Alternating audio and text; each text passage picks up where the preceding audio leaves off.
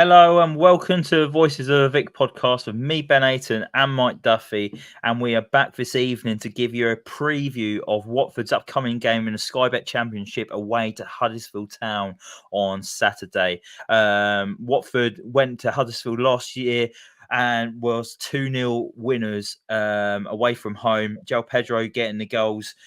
This time out, we're looking to try and extend our four-game unbeaten game run to 5.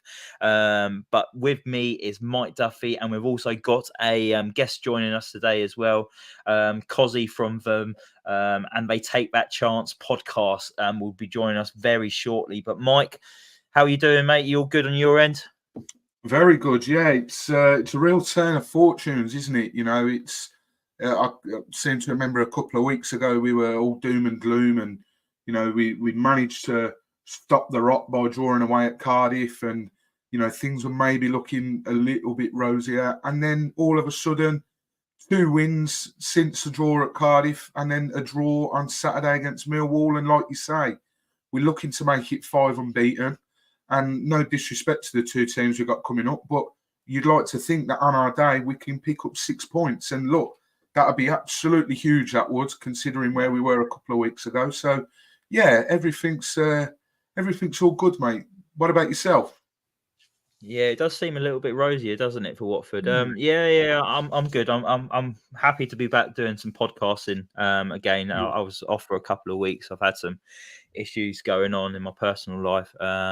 Well, it's not personal life, with myself really. I don't want to go into it too much, but I was struggling mentally, and I'm much better now and better positioned. So, yeah, I'm delighted to be back on a podcast. It was unfortunate that I had to pull out of the Swansea game the day before, which was so disappointing as well. And it was just bloody typical. We went there and picked up our first win away from home since January. 295 days it was, and I had my ticket. I just couldn't attend because of what was going on, and I was like, Jesus fucking Christ. But luckily the boys brought it home, and it was a fantastic performance that night. Mike, I know you went as well, but since then Watford have picked up a point at home to Millwall as well.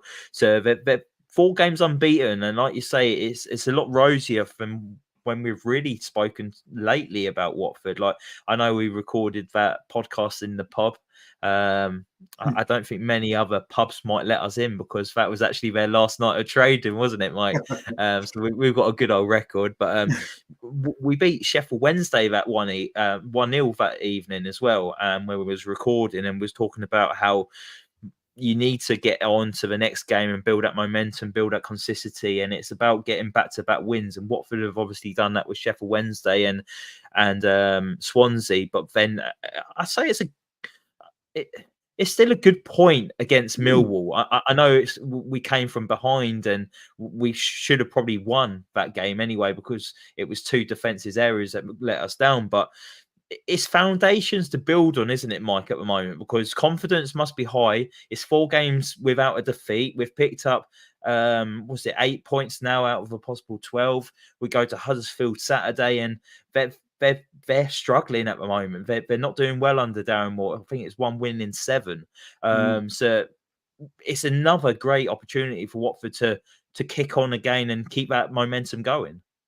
Absolutely. I think you hit the nail on the head, to be honest, Ben. Last week on the podcast that I did after the Millwall game with Katie and Cam, that message is sent into our group chat saying it's slowly looking like this squad's got a bit of character and a bit of fight about them. Like last season, we all know when that goal goes in to make it 2-1 to Millwall, we're losing that. You know, that third one goes in where Healy has his Passetto moment and he heads it on the bar.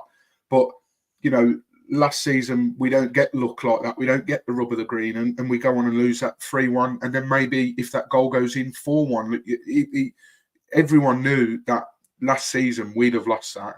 So maybe there is a bit of fight, a bit of character about the team. And yeah, you know, Watford don't make things easy for himself. As you say, rightly point out there, Huddersfield have won 1 game in 7. And I was actually listening to our guest who's coming on tonight, That's if he does come on. I'm anxiously looking in the waiting room.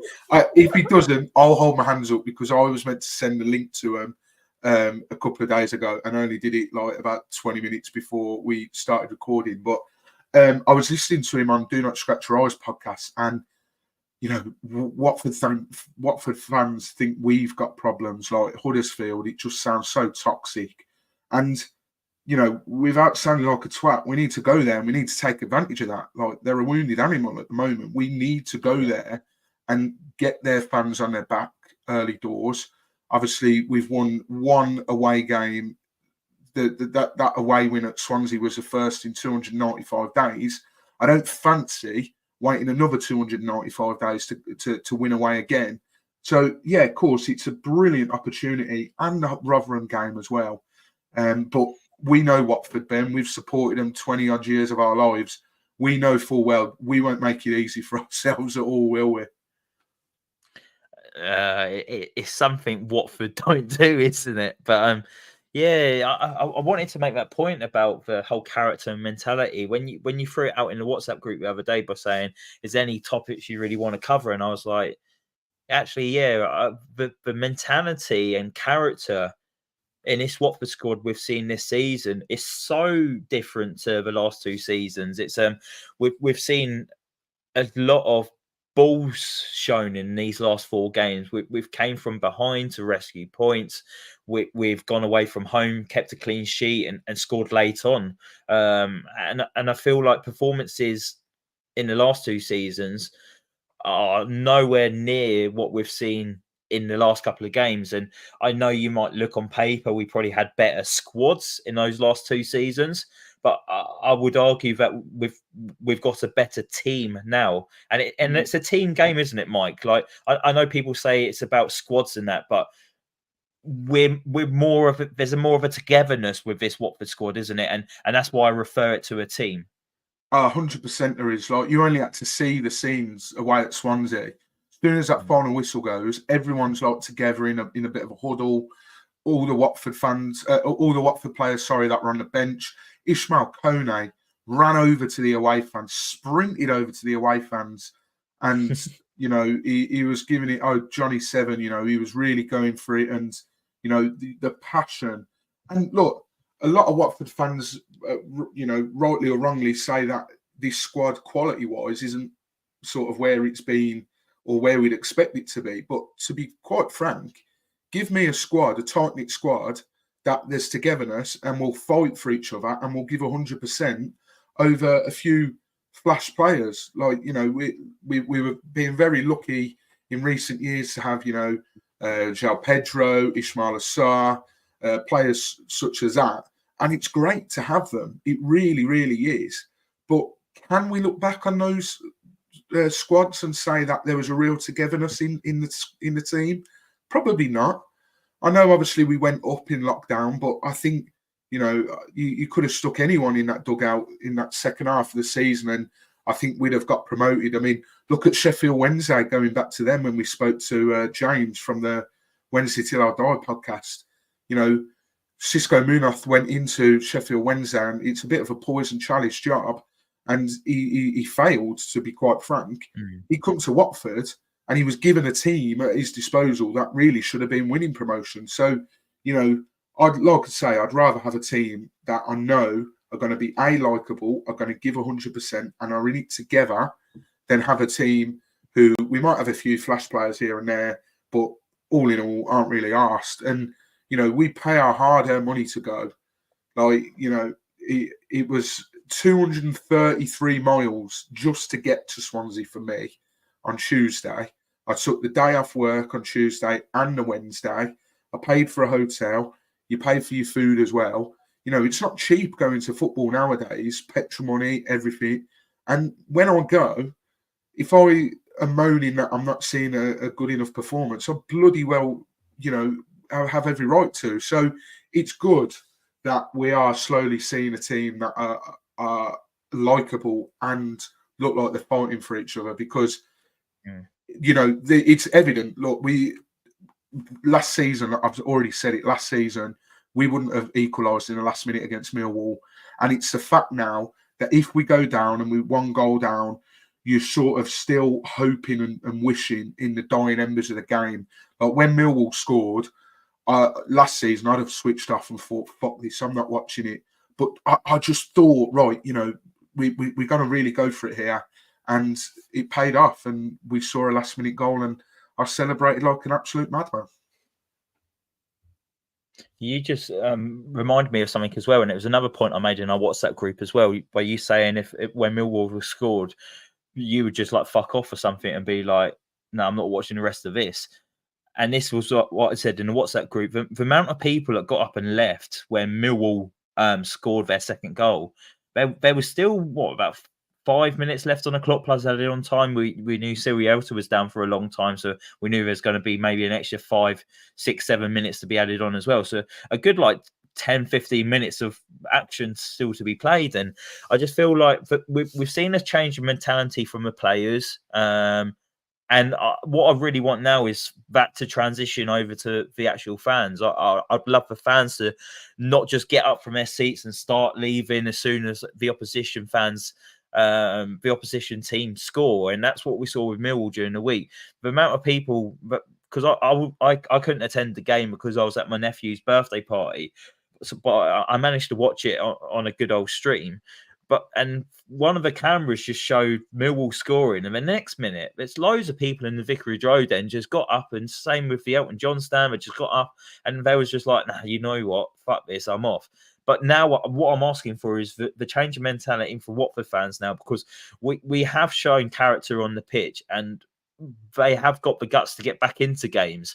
And we've seen late goals lately against Sheffield Wednesday, Swansea City, and then again against Millwall as well. And then Rajkovic scored in his first game in added on time as well, didn't he? So we've scored loads of late goals. So all I say is just be patient. Just don't leave too early. I understand that people want to beat the traffic and all that, but just stay with this team. We know it's a rebuild, but they need patience from us as well, Mike. But talking about this change of mentality and the character that we're showing this season, do you think that's down to the recruitment that we've done this summer, as in we've brought in a lot of homegrown players but know the leagues?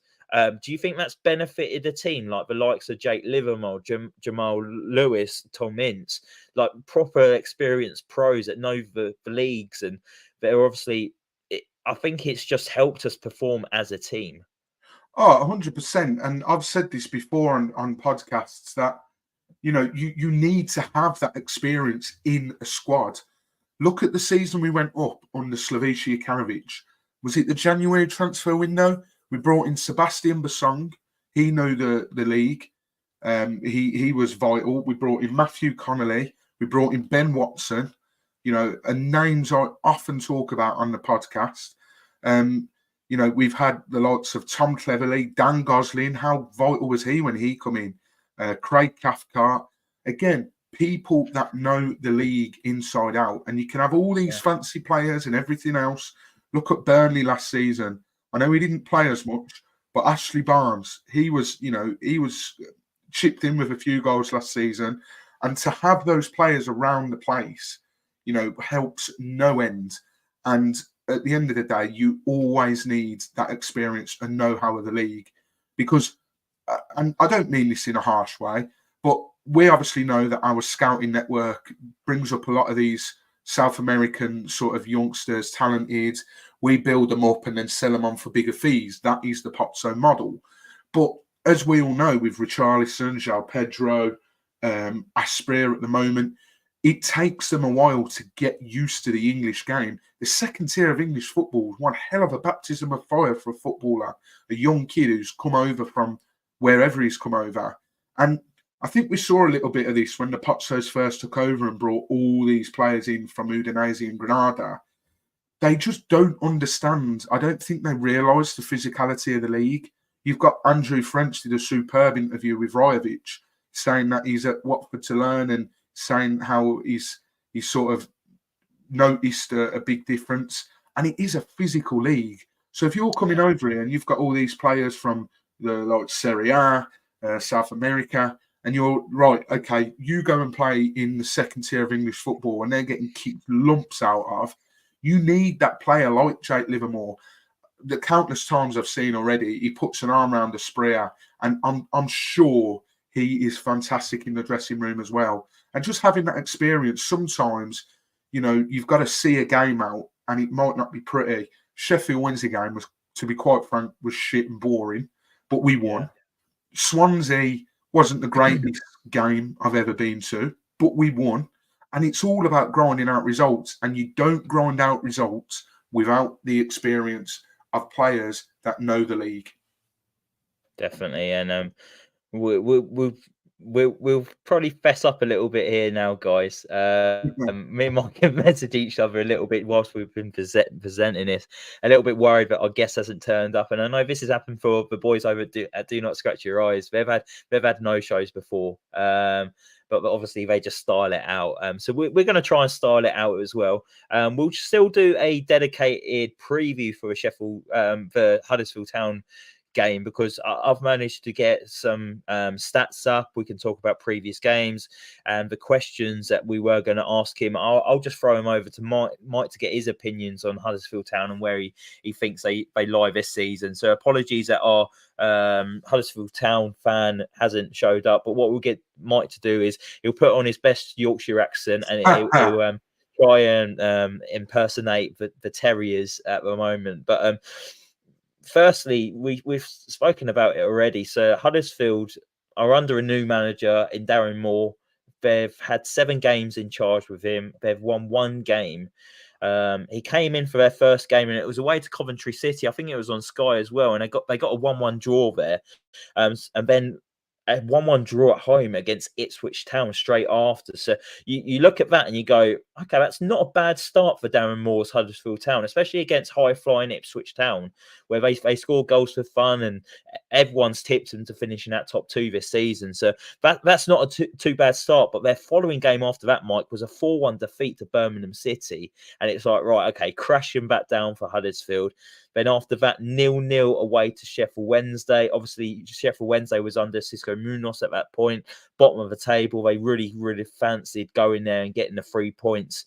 I think it was just before the international break as well. And then after that, they picked up their first league win under Darren Moore, which was a 2-1 victory over QPR. But I think they were 2-0 up quite early on into the game, and then I think QPR got a goal back and absolutely hammered them, but they just couldn't get that second goal to get themselves back into the game. Then this is the last 2 games, Mike, is what's maybe encouraging for Watford fans. Away at home to Cardiff City, they lost 4-0, and then the following game they lost 4-1 away to Leeds United. So in the last 2 games, Mike, they've shipped 8 goals in 2 games. Yes, it's against Leeds and Cardiff, both of them in the playoffs. But do you take that as an encouragement for this weekend? Like, you see their defence and you think that that's something we can get at? Yeah, I mean, firstly, evening, Ricky. I noticed he's popped a comment in. Evening, mate. Hope you're well. And Philip as well. We will get round to answering that. We'll just talk about the game a little bit more first.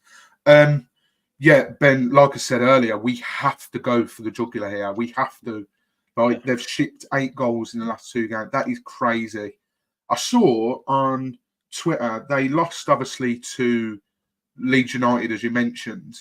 And apparently, well, I mean, I saw some of the stuff on Twitter, but apparently there were people chanting about how shit Darren Moore's football is, and they're really not happy with him. And to be fair, that surprises me. He's highly thought of. He did a good enough job at Sheffield Wednesday. I mean, they finished just, I think it was like 2 or 3 points outside the automatic promotion spots, and then obviously scraped through the playoffs. No disrespect to him, but I thought he was quite highly thought of, and his football was as well. But there's a lot of Huddersfield fans that seem to think that he's not cut out for the job at this level. And if that is the case, we need to go to the John Smith Stadium with every intent of putting them under pressure and getting their fans on their back as early as we can. And getting an early goal, that is key on Saturday. I think whoever gets that first goal, if there is one, will potentially go on and win it. Because if Huddersfield do, you can just imagine they'll sit players at the back. And how many times have we seen already this season? We can struggle to break teams down and put the ball in the back of the net. If we get the goal, I'd like to think that we can kick on and maybe score another one and really put that nail in the coffin and see a mass exodus in the home end. Because when I went to Huddersfield in the Premier League, their fans were probably some of the best home fans I've come across in football. I would imagine it's quite far from that at the moment. I would imagine it's quite a toxic place. So, look, we've been in the position where it's toxic and a goal can spur things on and can get the crowd on the players' backs. We need to inflict it on them this season, this Saturday, 100%. I want to get your thoughts on Huddersfield Town as a football club now, Mike, because looking back at their last few seasons, they've obviously had a very good run under Carlos Corbejan. He ended up getting them to the playoff final. They ended up losing to Nottingham Forest, and Forest got promoted. And I think in the summer, after the disappointment in the playoffs, he actually resigned from the football club. Since then, it's just gone to pot really for Huddersfield, hasn't it? Really, like they've gone through a string of managers, and I know we're not ones to talk off a string of managers, but from Carlos Corbejan, they went to Danny Schofield, and then Mark Fotheringham, and then last season, Neil Warnock. So in a space of like 1.5 seasons, they had 4 managers. Like, what's your take at looking at Huddersfield Town from an outsider's point of view? I think they're very obviously on a downward trajectory, and it's quite sad to see because, I don't mind Huddersfield. Like I said, I went a few seasons ago, and their supporters are top people. Like me and my brother went, and we got chatting to a few Huddersfield fans on the train. And like I say, this was in the Premier League season they went down, and they were really sort of doom and gloom, like we are really bad sort of thing. And I think it sort of spiraled from there. And you mentioned that playoff final game against Nottingham Forest.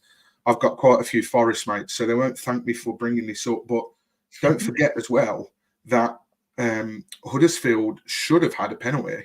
I'm not quite sure how it wasn't given. So it could have been completely different. Who knows what could have happened. But yeah, it seems like, there's definitely a bit of a losing mentality within the squad at the moment, and they're really struggling to sort of nail down a manager that's going to sort of do wonders for them. Because it was Wagner, wasn't it? He's at Norwich at the moment. He was the one that got them to the Promised Land. Yeah, and he did really well with them because I think their first season in the Prem, I'm sure they did sort of reasonably well, and I think they actually.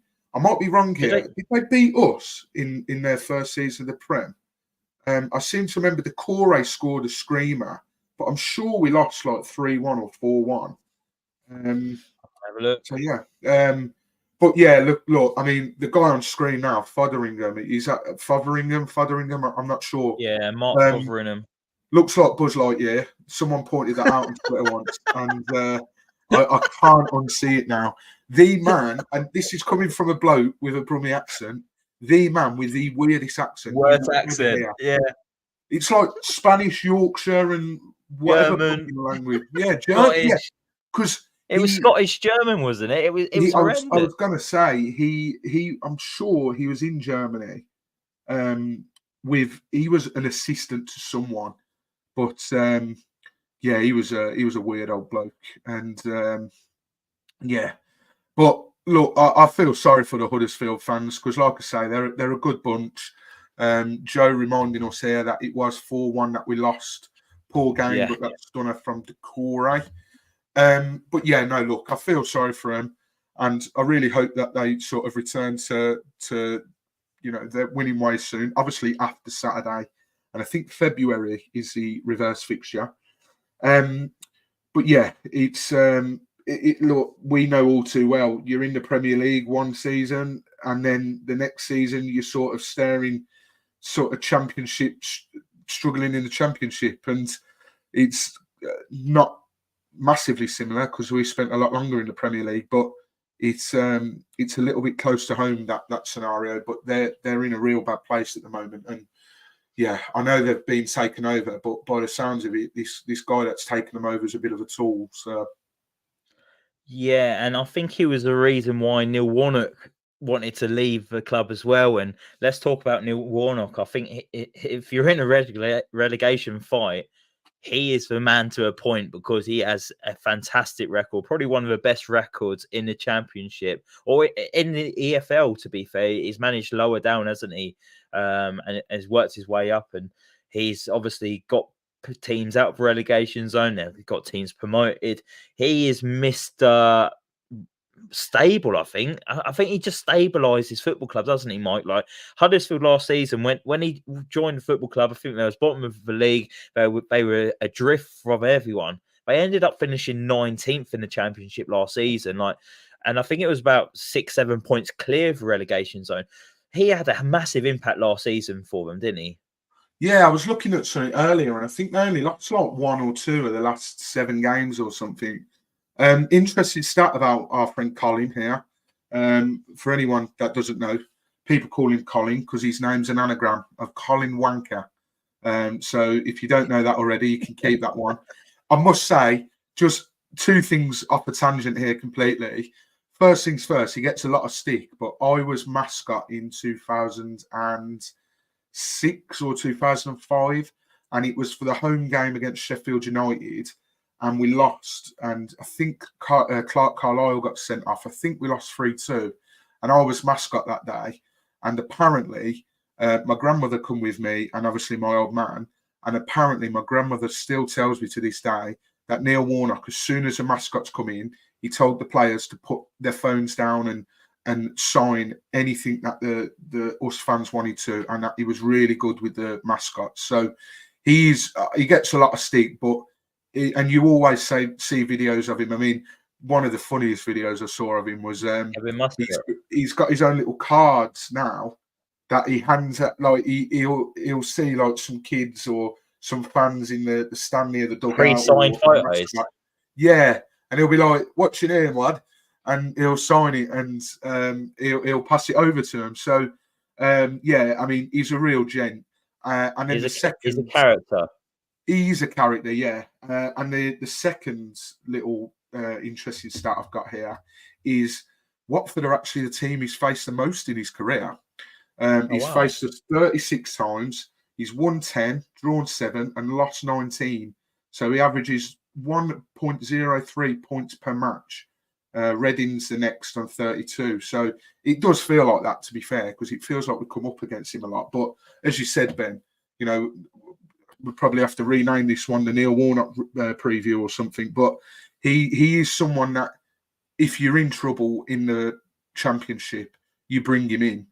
Because I remember hearing an interview from one of his former players, and I think he just simplifies football, and it still works this day and age. I mean, you look at Sam Allardyce, and you maybe wonder Roy Hodgson, you maybe wonder his football sort of outgrown those people. Do their tactics sort of work in this style of football now? And I think Warnock went into a club, Cardiff, I think it was, and he said, "Right, what position are you? I'm a defender. What's your job as a defender? To make sure the ball doesn't go in the back of the net and to clear it at any opportunity." Yeah, there you go. That's your job then. And he really does simplify it down to a T.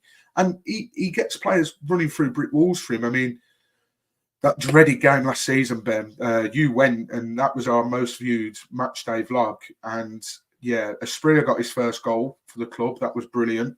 And they just went on and beat us. And they were a team that gave 100% that day. And we weren't. And that's what Neil does. And, you know, he had a brilliant spell there early on in his managerial career as well. He did wonders for him, and he's a legend. And I think whoever sort of followed Neil in his footsteps at Huddersfield was always going to be in for a bit of a tough task. Yeah, you're talking about Neil Warnock there, and like saying like he's managed for most games against Watford. I'm surprised with the amount of managers we've had at the football club that he's never actually been in charge of Watford. Well, I know he hasn't officially retired yet, so there's still chance. Watch out, Val. Neil Warnock's after your job. But yeah, it's an interesting one, isn't it? Great guy, great character. Yeah, 3-2 that was last year, Mike. I was just having a look to see if I could get up the match day vlog from last season to share it, because there was some action point in that game, wasn't there, Mike? Daniel Batman lost his head. That's the main one we can all talk about. That was awful, wasn't it, Mike? He completely lost his head. That was in the last minute, wasn't it? 97th minute, I think it was, because Hamza Chowdhury he didn't even put the gloves on. He put Backman's shirt on and then just didn't have any gloves on at all. And that's a problem with Dan sometimes. I mean, to be fair to him, so far this season, he's sort of calmed down a little bit more. And I suppose he sort of had to, being captain. Yes, you want to show a certain amount of passion and desire, but I think he was just way too erratic in times. I mean, not only that stupid sending off against Huddersfield, I seem to remember the Luton game in lockdown when he gave away that penalty. I genuinely thought he's not going to walk back into his goal to be able to try and save this. So yeah, there it is. YouTube, if you're watching this, don't do us for copyright. This is us. This is our video. But yeah, you got it brilliantly, didn't you, Ben? Yeah, I did. Yeah, like you said, Yasser Espirita got his first goal for Watford, which was a good strike. Took it on his left foot from outside the box. Keeper maybe should have done better, but I think he maybe did him with his eyes, didn't he, Mike? I thought he maybe thought it was coming across him instead of beating him in that near post. But then afterwards, Huddersfield just grew into a game, and they just showed that there was such a strong team after that, weren't they? They was very physical. They had Matty Pearson in defence. I think he just came back from injuries as well. He got a goal. Rundondi scored for them as well. Is that how you say Rundondi? Yeah, he was on. Rudoni was on loan at Wimbledon the season before. Gotcha. I think their second goal to put or was it their third goal? Either their second or third goal. It was the youngster's first senior goal for Huddersfield, and he flicked it on from a corner. I was watching I was watching the highlights the other day. And Watford's second goal wasn't it Britta Sombalonga? It was indeed. He ran through on goal and good finish, to be fair. But I think a little too late. I've captured that on here. So yeah, Huddersfield went 3-1 up. There was this was the turning point last season, Mike, wasn't it? That's when the fans were turning against the ownership. They were singing Gino Pozzo, get out of our club. And there was starting to be protests as well. I think there might have been a banner in the stand this time as well. And this video just shows there's a bit of unrest in the Watford fans after conceding that third goal. And you can see that the seats are emptying as well. And look, even more chanting of the ownership towards the fans towards the ownership. And then, they were chanting, "You're not fit to wear the shirt," if I remember correctly. Yeah, and here's Britta Sombalonga's goal. Keeper maybe should have done better, but I think that was Britt's second goal for Watford. I think the first goal for Watford, he came off his arse or something and went in, didn't it? It was... Yes, it was. And here's the famous Daniel Batman sending off. I don't know what he was thinking, coming in with a Kung Fu kit right on the top of the Huddersfield player, nearly decapitated him. And then what makes me laugh here, Mike, is he protests it, going, "No, ref, no, it's not even a card. It's not even a card." And he's just talking himself into a loose cannon. Apologies for anyone listening on the audio. If you want to go and watch it, it is on our YouTube channel. It's VOTV Vlogs, and it's a Huddersfield one. It's Ben really did capture some crazy moments that game. He captured it all. Ismail Assar always got involved with things like that, didn't he? Because what you're seeing at the moment is Ismail Assar going over and pushing the guy who was rolling around on the floor, holding his head, probably accusing him of diving, but it's probably got stud marks across his forehead. And now the gloves have been thrown on the floor. Hamza Chowdhury's picked him up. Interesting game against Huddersfield Town last year, Mike. I'm expecting it to be less eventful. I'd like to think that Daniel Batman's he's calmed down a little bit since then. But do you think he's probably got a point to prove against Huddersfield this year? Or not a point to prove, but maybe a point to prove for himself because he let himself down that game. Oh, he let himself down massively, and now that he's captain, he cannot lose his head like that or at any time. So it will be a sort of progression to see how far he has progressed, and he'll want to get another clean sheet. I read out, I think it was the last podcast I read out, he's actually joint second in the championship at the moment for clean sheets. Clean sheets. Yeah, I saw that. That is mad. That is like, I feel like someone should be running away with it. But when I think about it, Leicester concede quite a bit. Obviously, they score more, but and Leeds again, they score more. Meslier has got the same amount of clean sheets as Dan. But yeah, no, I think he needs to prove to himself this season that, you know, the last couple of seasons he's been a bit too erratic, and now that he's captain, he needs to get his emotions under control, and a good captain can do that and filter them out in the correct way. So yeah, fingers crossed Dan and the defence can get another clean sheet, because these next two games, really, you would like to think we should be looking at these thinking, right, not only can we win, we can get a clean sheet, because he'll have to make up for it against Rotherham as well, because, you know, that goal he conceded at home to Rotherham last season from Ferguson was just as shambolic. So yeah, big game for Dan on Saturday, I think. Yeah, Watford have actually kept the 5th most clean sheets in the Championship this season. So West Brom have got 7 clean sheets, Leicester got 6, cool. Ipswich 6, Leeds got 5, and Watford have got 5. That's just in the Sky Bet Championship, but obviously we didn't keep a clean sheet in Stevenage either, did we? So it's just 5 for Watford this year. But a bit more talk about Huddersfield Town. So they actually find themselves one place outside the relegation zones at the moment. 5 points clear of Rotherham, but they must be maybe looking behind them a little bit now, Mike, because obviously Sheffield Wednesday got their first win at the weekend under Danny Rowe. QPR have got rid of Gareth Ainsworth, and I don't know why it's taken them 14 games to get rid of Gareth Ainsworth. So they'll be hoping for a managerial bounce. Rotherham, they're not a bad side, are they? I think they let themselves down the other week, losing to Sheffield Wednesday, but I expect them to still be fighting for their lives down there to try and get out of that relegation zone. So do you think Huddersfield have got one eye behind them at the moment, going, these teams can easily catch us up? Yeah, I think Huddersfield fans, as it stands at the moment, you know, whenever you're sort of tipped to be in a bit of a relegation battle, you always sort of look to the table and think, right, who are 3 worse teams than us? And I've said it this season, I don't think we'll go down, because 100% there are 3 worse teams than us, maybe more. Huddersfield fans are probably looking at that table and thinking, uh-oh, we're one of those 3 worst teams. As you said, QPR. I love how the straw that broke the camel's back was a narrow 2-1 defeat to Leicester. Like, he didn't get thumped most weeks and shit football. It was a narrow defeat to the runaway, probably winners of the Championship. That did make me laugh. They'll obviously have a bit of a new manager bounce. Rotherham always fight to the last, you know, to the last breath. They stayed up last season for the first time. They got promoted and then stayed up the following season in the Championship. They'll be looking to stay up again. They don't want to go down. And, you know, we've seen them pull some results out the bag already. You know, a brilliant 1-1 draw away at Southampton. That was a huge scalp for them. So, you know, Huddersfield will be aware that the teams in and around them are capable of putting up a good fight. Maybe not QPR, but as I say, with a new manager, possibly.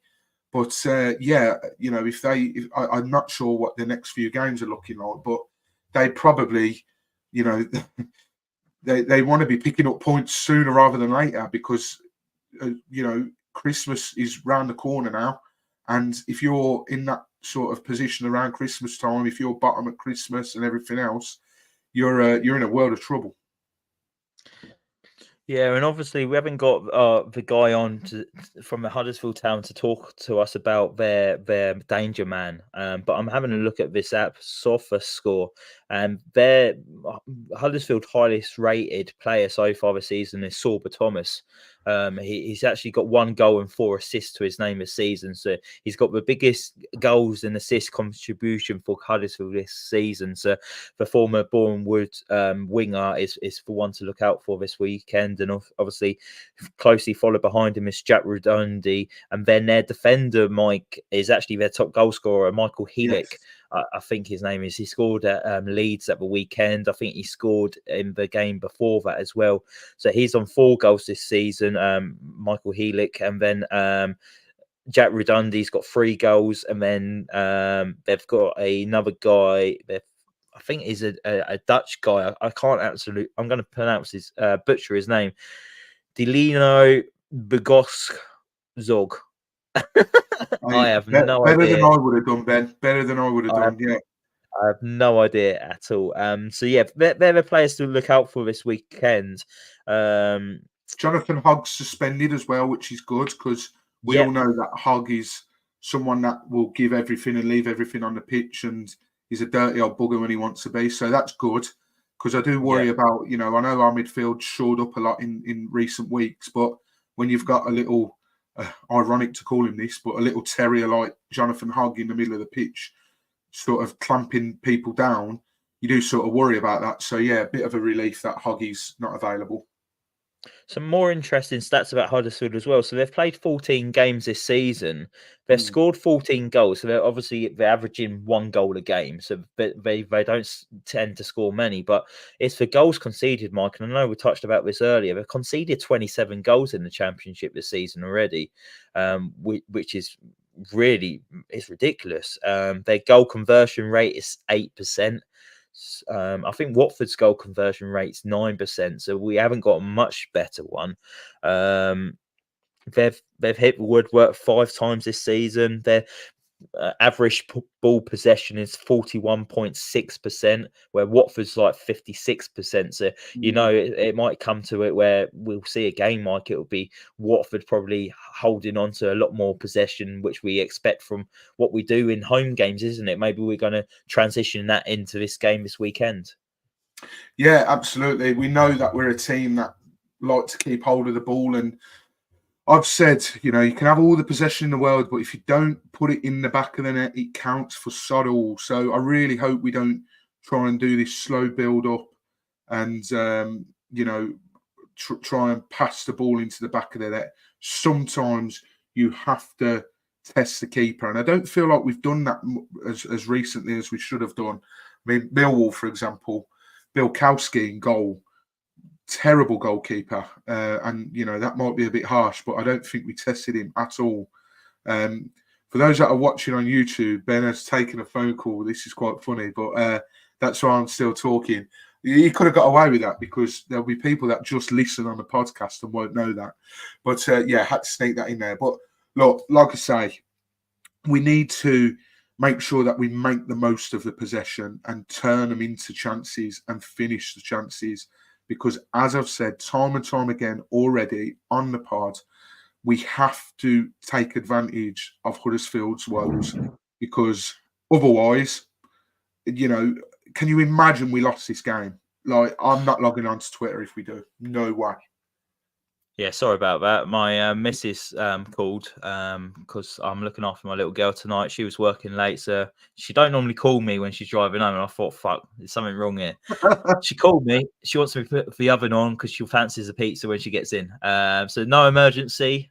She just wants a pizza. So apologies for, put myself on mute there. But you did a stellar job, Mike. I don't think anyone noticed. Well, like I said, the people listening on the pod won't notice until I won't have a clue. So I could have just not mentioned it, but it would have just looked weird if we just carried on as normal and if the visual on YouTube. But yeah, tonight's going well. Our guest did turn up. I've answered a phone call. I've got to go run and put the oven on very quickly. So, Mike, I'm going to leave you with a little monologue. What's your score prediction for this Saturday?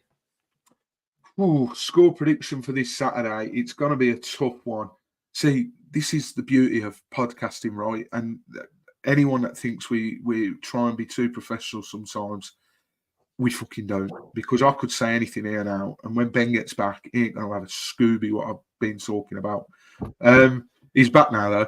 4-0 Watford, fantastic, brilliant. No, do you know what? I think we don't score a lot of goals, full stop. 18 scored, 18 conceded. I'm going to go with 2-0 to Watford. I've gone with that scoreline so many times this season. It's boring the tits off me. But I just think 2-0 Watford, another clean sheet.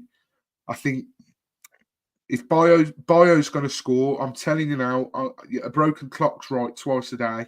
I'm bound to get it right one of these weeks. Bio's going to score. And I'll tell you who else is going to score. Espria. He's going to continue on his rich vein of form. What about you, Ben? I don't know. We don't really tend to score too many goals away from home. I've just had a look now. We've scored 5 goals away from home this season. Obviously, 3 came in that game away at Coventry, and then the other 2 goals came away at Cardiff City and then away to Swansea City. So I'm looking at that going, we don't score many away from home, but also confidence is up. Huddersfield, they've shipped 8 goals in the last 2 games. So maybe our luck is going to change a little bit. So I don't think it will be like if I'm going to go for a Watford win, obviously, but I don't think it's going to be like a convincing victory. I wouldn't be, I wouldn't be surprised if we're here doing a review Sunday and it was just a standard 1-0 Watford away win. I would, and I'll have no complaints about that. As long as we pick up 3 points, I won't care. So yeah, I'm gonna go boring and go 1-0 Watford. Who's going to score? I don't know. Does Asprilla continue his fine form with a goal or an assist? I would like to see that, but it looks like Asprilla only gets his goals at home, doesn't it? He scored 3 goals to Watford now, and all 3 of them have been at Vicarage Road. So I don't see him scoring away from home just yet. I don't think he's got as much of an impact away from home than what he does at home. I know he got the assist against Swansea. I'll go Bio. I love Bio. He would. Yeah. I was listening to the podcast that you recorded at the weekend, and you were saying that you would have Martin up there as your player of the season. I would have Bio up there as well. Not obviously to be my player of the season yet, but he's definitely in my top 2 or 3. The work rate for the team has been sublime, and I think goals will come. He just obviously needs to work on his finishing, and he's talked about that himself anyway. So. Yeah, I'll go for a 1-0 Watford win. Yeah, well, Joe's gone 3-1 here. He says Bio brace and semi-goal. And Philip Crouch, don't worry, Phil. We're going to speak about your earlier questions very shortly, I'm sure. Yeah. He says 2-1 to Watford. So some quite close games there, really. If you want to let us know your score predictions, pop it in the comments. And even though we're going to move on to a different topic, we'll still shout them out. Yep. And what we'll do is we'll talk about... We'll do that question now, actually, Mike. If you can find a question and pop it up. So it's talking about who will go for our lineup Saturday, and then afterwards we will do our play for both. I know we're not going to. We haven't got the opposition to play it with us, but we've prepared all the photos. We've got everyone together, so we'll let everyone know who has played for both clubs. So, Mike, who would you start against Huddersfield this weekend? Would it be the same starting lineup? Because Philip's asked, should we start with the same starting lineup against Millwall, or would you make any changes? Well, Ben, I have already done my team prediction on the Fan Hub app. For anyone watching on, for anyone listening, on the podcast and not watching on YouTube, make sure you go and download the Fan Hub app. When you download it on Google, on Android or iPhone App Store, you'll register. You'll be put into a waiting list because it's that popular at the moment. But fear not, message us. We'll give you a code that makes you skip the queue and you go straight in. And on there, you can do your team predictions. And as well, they've got a thing, sorry to go off on a tangent here, Ben, but they've got a thing called FanFi. So again, this is purely for people watching on YouTube. It's basically like their own currency. And what you can do with that is, and I think this is brilliant, right? This is right up my street. You'll see it says at the top here, it says shop. So with that shop, you can actually buy stuff using the FanFi. And look at that beauty at the top. For 400 FanFi, I get a pint of Carling at a pub. And then below as well, they do other things such as a Fan Hub shirt. Sorry, I'm terrible at this camera angle. I'm a right technophobe at times. I'm only 28. So yeah, you get a Fan Hub shirt for 10,600 and then a Fan Hub home shirt. So they've actually had kits made purely for Fan Hub. I got sent a home shirt. I think it's still at my mum's. So what we might do actually is if you sign up to Fan Hub and use our code, I might actually raffle that off as a prize. So I'll have a think about that and think how the logistics will work, and we may post it and I may talk more about it in the coming weeks. But yes, originally back to your question, Ben. My lineup, I've gone. So I'm just trying to. I'm just trying to plug the Fan Hub app. I think it's great. You're getting currency for getting correct predictions and checking into games and everything. I think it's brilliant. So yeah, I have gone. Thank you very much, Paul, for your comment. Hope you're doing well, Pidge, and thank you as well for sharing my donation link. Really appreciate that, buddy.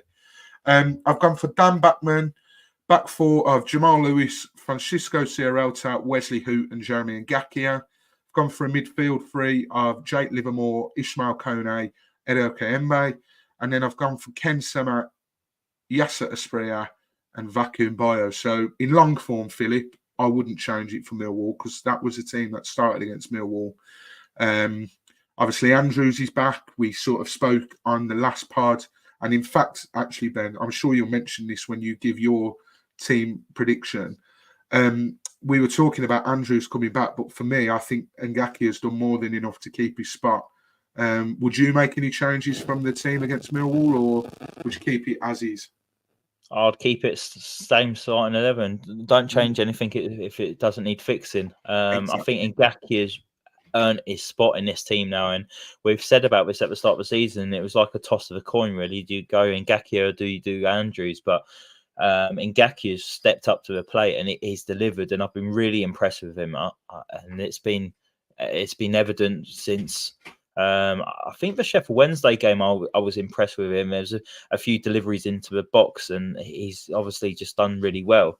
But yeah, I would obviously keep him in the starting lineup, and I've really liked the look of Jamal Lewis as well lately. I think that he's obviously a few weeks behind Jeremy Ngakia, but he is much more confident now in his own body. I think he's getting up to scratch, and I think when he gets fully up to speed, he's going to be a massive asset for Watford. And Valerie Ishmael said today in a piece with Andrew French that he believes that Watford have got the best two fullbacks in the division in Jamal Lewis and Jeremy Ngakia.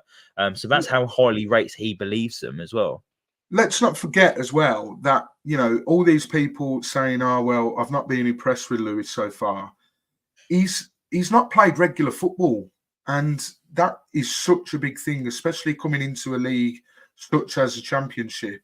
He was frozen out at Newcastle. I think they brought Matt Targett in, who I don't think he's very good, but hey-ho.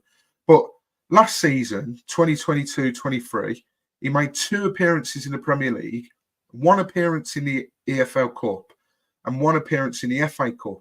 And just for a bit of context, the 2 appearances he made for Newcastle in the Premier League was a total of 9 minutes. The EFL Cup game he played was 44 minutes, and the FA Cup game was 69 minutes. He's played 9 games for Watford so far, 662 minutes he's played.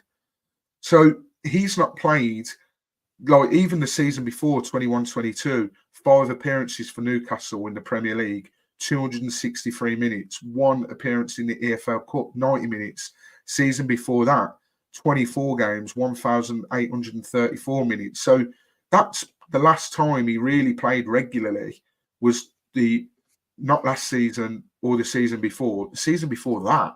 So I think a few fans need to get off his back a little bit. But like you've said, these last few games, he's really come into his own. And I love how he gets forward and he overlaps and he tries to, get the ball into the box. And I think Warwick's talking about him here. He's out of contract in June. If I'm Watford, if I'm the hierarchy, I'm saying, right, come on, sign for us permanently, because he's a real good player and I really do like him.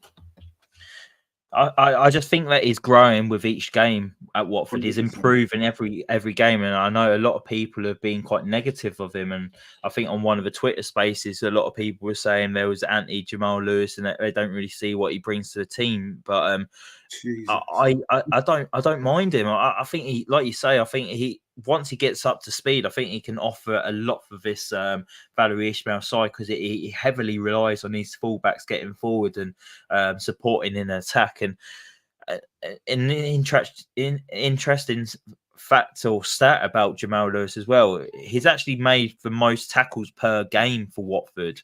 And he makes 2.9 tackles per game for Watford. And then the closest to him is Ryan Porteous, who makes 2.2 tackles per game. And then you got Ngakia, 1.9 tackles a game. So he gets stuck in. And I think it was one of the games the other day, Mike. I think it was I want to say maybe the Sheffield Wednesday game at home. I think he made the most tackles as a defender in the Championship, and then people was even slating him for that performance, going, "Oh no, he's crap still." But his stats don't lie. And he kept a clean sheet in that game as well. And I do think that he is a decent player. And like we say, once he gets more game times, we'll see him get confident, just like we've seen with Jeremy Ngakia, and then he'll absolutely fly. So yeah, we're both going to stick with the same starting lineup, but we've done our teams, our score predictions, and we've also done our team lineups as well. But just to finish off the podcast now, we want to do the played for both. So we tend to do this game with everyone. When they come on, they guess the players that have represented both teams. So we'll just go through now, and me and Mike will maybe just speak a very little about each person when they've represented Watford. So Mike, when I say Jonathan Hogg, what do you think of? Didi! Brilliant player. Give 100% every time and cannot fault him. Yeah, so these are players that have represented both Watford and Huddersfield. Obviously, Jonathan Hogg is a Huddersfield Town player at the moment, and he's missing the game at the weekend due to 1-game suspension. But yeah, good memories of Jonathan Hogg, and yeah, he's very remembered by that Deeney goal, wasn't it? Here's Hogg, Deeney. Next up, Tom Ince. He had a stint at Huddersfield, didn't he, Mike? I think he was quite productive up there as well. So, obviously wearing the yellow shirt of Watford now. So he's in the current squad. There's another player, Mike, who's a current player for Watford, who have played for Huddersfield Town as well, and it's Ben Hamer. Do you remember him playing for Huddersfield? Yeah, I think they signed him when Leicester released him on a free transfer. He played for them. I'm just getting it here now. He played for them in 18-19, and then 20-21 season. He made a total number of appearances 22, and he picked up 2 yellow cards in those 22 appearances. Joined Huddersfield from Leicester as a free agent in 2018. Went out on loan to Derby, and then he went to Swansea, and then from Swansea he come to Watford. So, yeah, he didn't play a massive amount, but I do remember him at Huddersfield. And then Joseph Humbo, so he went on loan from Watford to Huddersfield in January last year. He had a good loan spell there, Mike, didn't he? He played a massive part in keeping them up in the division. I think he scored away at Cardiff. He scored a banger at home for them as well. Yeah, he scored an absolute banger, and that's what he's got in his locker. But obviously, Watford sold him on this summer to a German side. So he didn't really have that career at Watford, but he did a decent job at Huddersfield Town. And then the next photo is David Murphy. Mike, do you remember David Murphy? I think centre back in the day. I do indeed. One one of my missus' mates is a Scunthorpe fan, and I think he joined us from Scunthorpe, and then we loaned him back to Scunthorpe, and he pretty much played the majority of his career at Scunthorpe. He only made 2 appearances for Huddersfield, and only made 4 for Watford. And I don't think he was the best. That kit, by the way, I don't know if I've still got it. I think I have. That's one of my favourite Watford kits. Massively underrated. I think this is Hull away, isn't it? And I think I went up to this game, and I think it was a 0-0 away to Hull. So I went up for a long weekend in Hull. Mates had a uni place up there, so went up on a Friday. This was back in the day when I used to take a drum to Vicarage Road, and we thought it was a good idea to take the drum up to Hull. So we took it all the way up to the Hull. Got to the ground, and they wouldn't allow us into the ground with it because we didn't have a certificate or permission. So we had to find somewhere to stash it, and then that's Hull away, shithole. We lost 3-2, Ben. I've just got it here now. We lost 3-2. Maybe I went a different time, and it wasn't this time in the white shirt. But yeah, I'm pretty sure I went when it was a 0-0. I went when we won 2-0 under Gianfranco Zola on a midweek. Troy Deeney scored. Yeah. Saturday night out was all right in Hull. It gets lively. Next guy who's represented both clubs, he came through our academy, Theo Robinson. I think he's just played in the lower leagues, really, hasn't he, Mike? He's never really kicked on championship level, but he had a stint at Huddersfield. Yeah, Theo Robinson currently plying his trade at Brackley, who I believe are National League North. And according to the Flash Score app, he's played twice and scored twice. Made a total amount of appearances were 8 for Huddersfield, and only made 1 senior appearance for Watford. But like you say, played for Hereford, Millwall, Derby, Doncaster, Scunthorpe, Motherwell, Port Vale, Lincoln, Southend, Swindon, Colchester, Port Vale again, Bradford, Hartlepool, and now Brackley Town. So 34 now, and I remember him as a kid. So getting on a bit.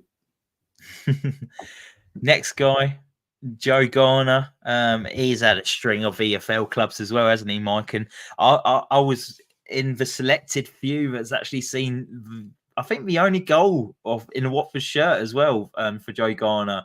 I went away to Millwall, and you were speaking about this earlier. I think it was the night we sold Marvin Sordell, and he scored at then against Millwall. And I couldn't believe my luck when I saw him score because he weren't very good. But yeah, any memories of Joe Garner or his footballing career? No, not really. He's still at Carlisle. He's still playing now. I think they're in League 2, I believe. League 1, I stand corrected. He was a fiery character, wasn't he?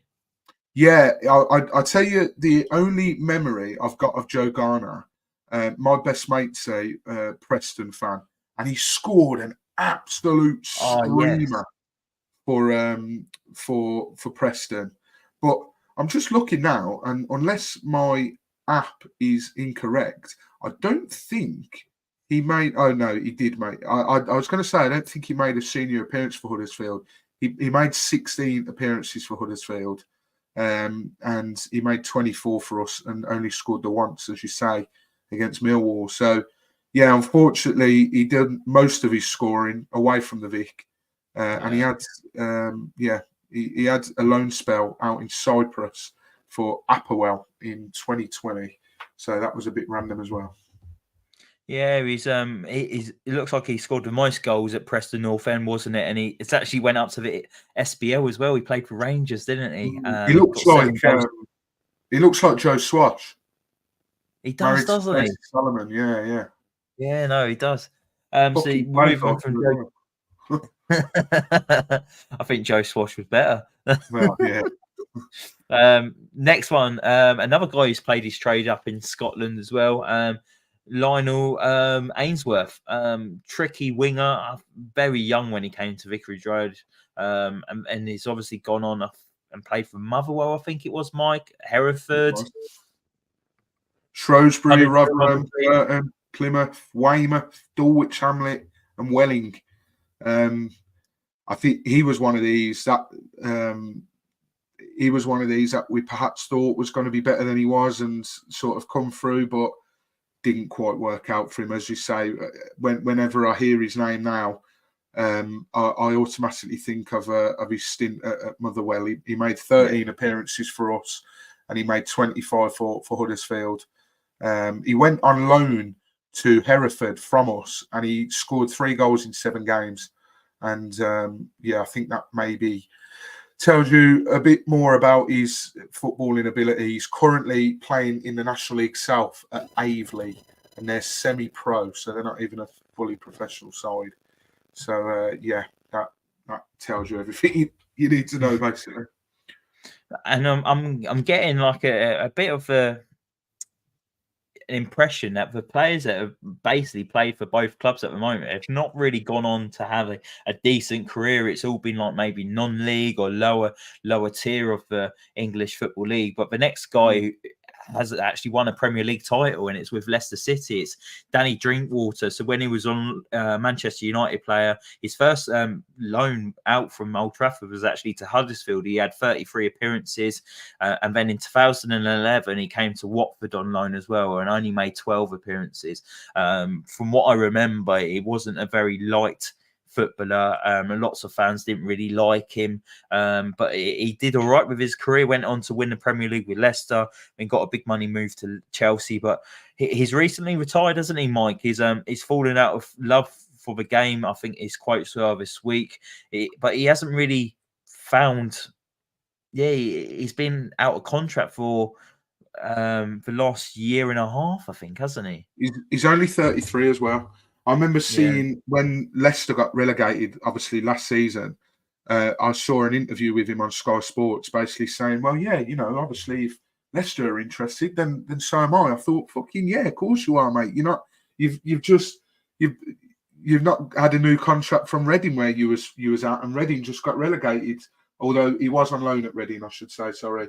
But like Reading didn't want him back, and I think he was trying to sort of force the hand of a move, perhaps. But I know you said he wasn't very well liked. I seem to remember, though, I think he had a half decent loan spell at Watford. I think the only real one that I remember standing out as really bad was Andros Townsend, because he got sent back to wherever it was he was on loan from. But he was he's not done as well as he perhaps wanted to, bless him.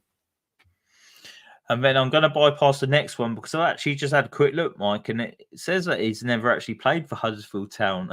We had Jamie Hand down.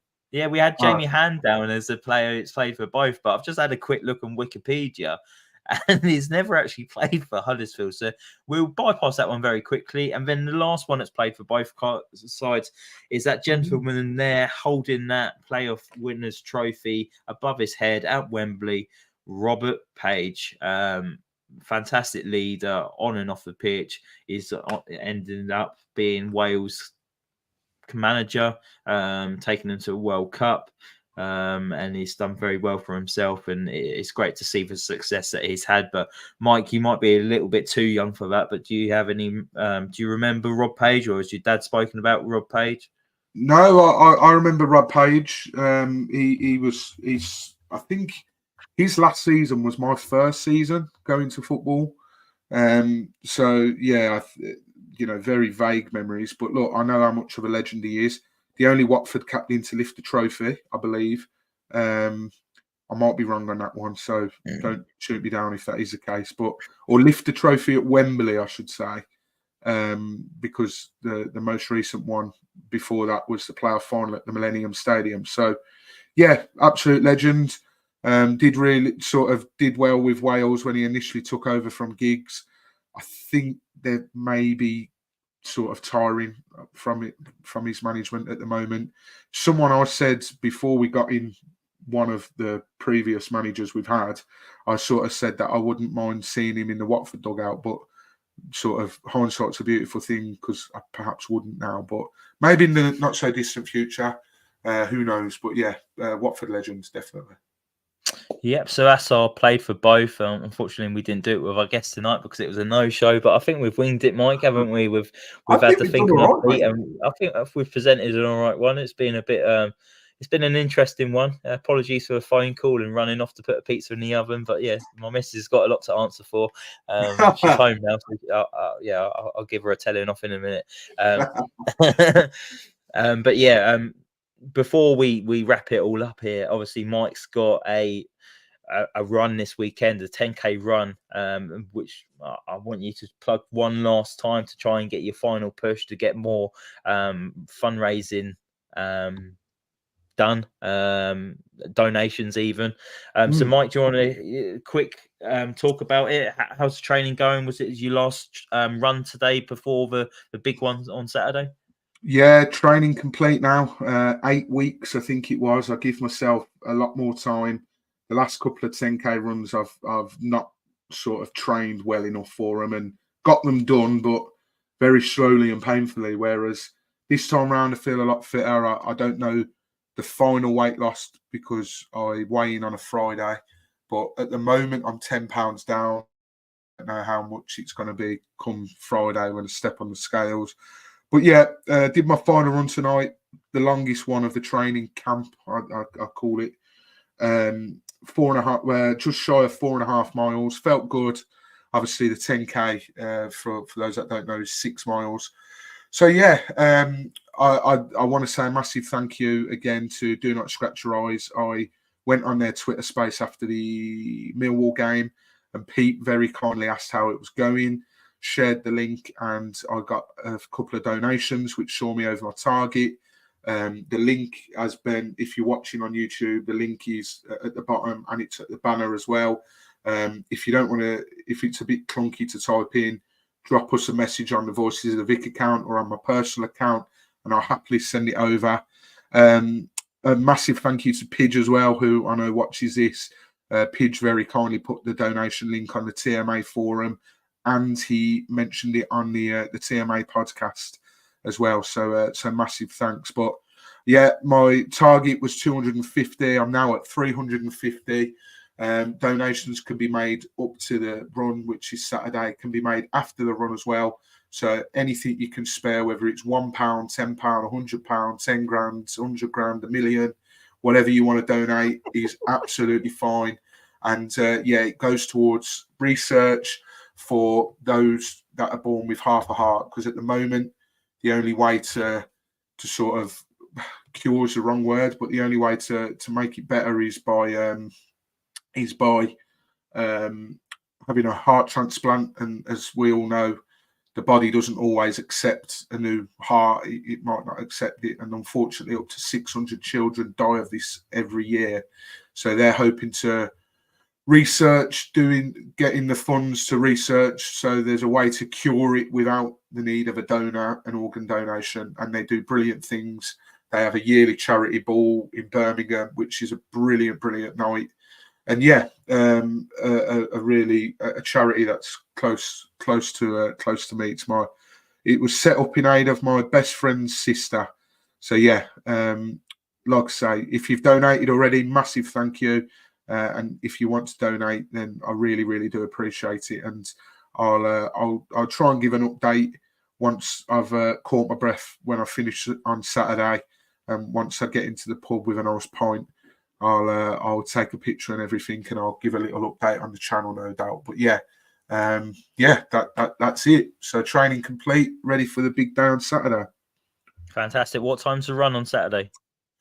Starts at 10 a.m. So I should be finished. Well, 12 o'clock's the sort of the time that I don't think it will take me that long, but I'll hope to be in the pub with a nice cold pint in my hand at 12 o'clock on Saturday.